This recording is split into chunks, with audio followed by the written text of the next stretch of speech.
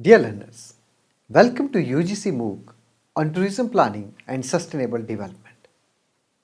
Dear learners, after completing this today's session, you will be able to know about the significance of planning. You will understand the various levels of planning in tourism. You will understand about the types of planning in tourism sector. Dear learners, planning and policy development analytically evaluates the main arguments about the outcomes of the tourism in less developed civilizations. One does not have to look at information to see that the effect of tourism have been vast in the world we live in. Tourism is one of the quickest growing industries. As the various figures that display tourism has a major effect on the world economy. One has to realize that along with the benefits, tourism does also bring many harmful effects on both the developing and developed countries. Planning involves methods and materials hand in hand with making decisions regarding the future. Dear learners, planning helps in attaining the objectives through rational thinking and using the resources in an efficient and effective way in order to maximize output, income, and employment. It ensures balanced growth of tourism sector which is unidirectional, focused, and to achieve the desired goal. Dear learners, let's have a look on the process of tourism planning. Tourism planning is applied at different levels from general level, which may apply to an entire country or region, down to the local level, which may apply to detailed planning for specific resort. What is important to focus is that tourism planning and development must be balanced between all levels to take into account different levels of concern and to avoid coping of efforts and policies. Each level involves different considerations as follows. International level.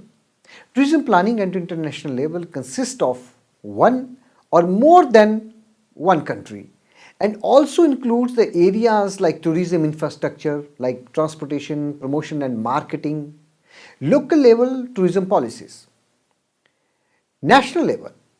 Tourism planning at national level is focused more towards the national tourism policy, infrastructures within the country, major destinations, facilities and services inside the country, level of education and training and promotion and marketing programs.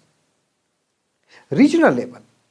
Tourism planning at regional level is focused towards the development of tourism at local level. Usually it is done by provinces or states. Dear learners, tourism is something where we talk about the clusters, and clusteral planning is also known as regional planning. It includes infrastructure, regional transportation accessibilities. Now let's have a look on the local or community level. Tourism planning at local level includes towns, villages, resorts or rural areas. Here the planning is more focused towards on tourism areas plan, use of land for resorts and tourism facilities and attractions. Let's have a look on the types of tourism planning. There are n number of types of tourism planning. Some important ones are like spatial tourism planning. The area as well as the environment is examined for creating good quality infrastructure. For example, Jim Corbett National Park. Sectorial tourism planning.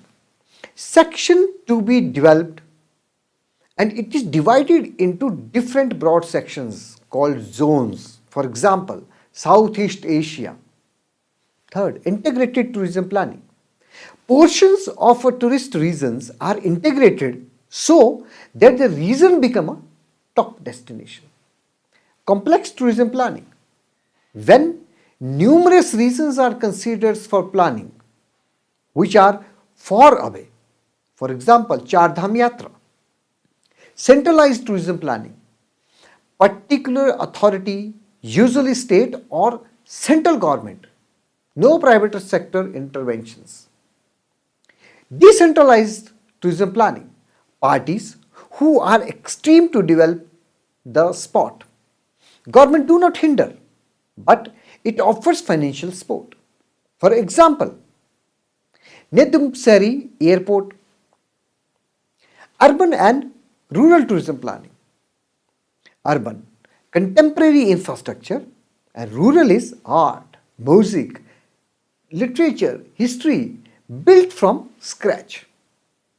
Dear learners, in tourism planning is of key importance. The key aim of this planning is to attain at an equalized growth of demand and supply. It helps in best possible synchronization and coordination between the two extremities of the tourism market and preventing the making of serious economic, protective or social differences. Therefore, the very starting point of planning in the tourism sector is to see it as a global activities and to bring benefits to the country and region as a whole. Now, there may be a number of planning types of tourism. The focus should be on integrated development through amalgamated planning. Combined planning is a joint planning exercise that guarantees the involvement of all the players of the tourism. For example, the stakeholders and the affected departments. The purpose is to analyze all financial, community and ecological costs and benefits in order to define the most suitable choice and to plan an appropriate course of action.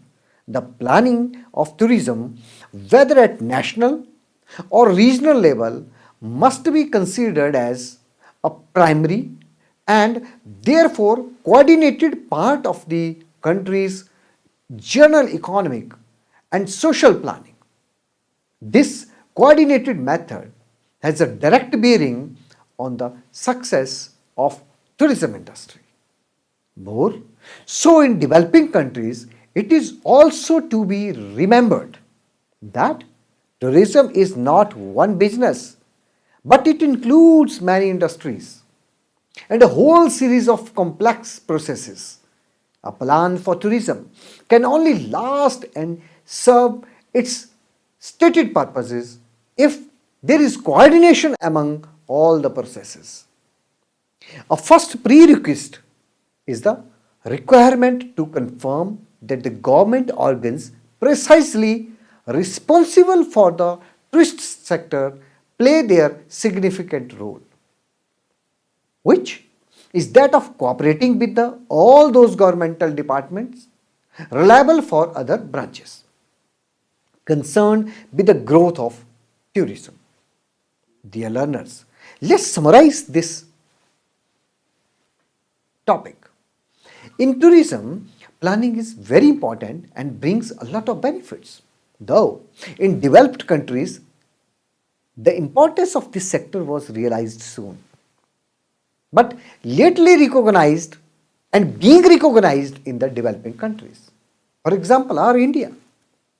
Planning involves methods and materials hand in hand with making decisions regarding the future. In 1960s, United Nations also recognized the importance of tourism and the need of planning in it.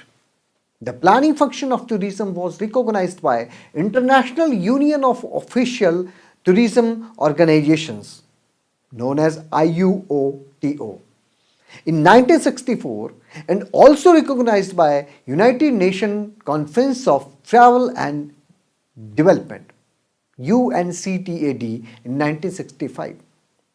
Whatever planning is there, the variables of the region's destinations such as attributes of the region, its relative location on the map, perception of the tourist and local community, government decisions, role of stakeholders, nature of tourism product, for example, goods and services, have to be considered. Thank you.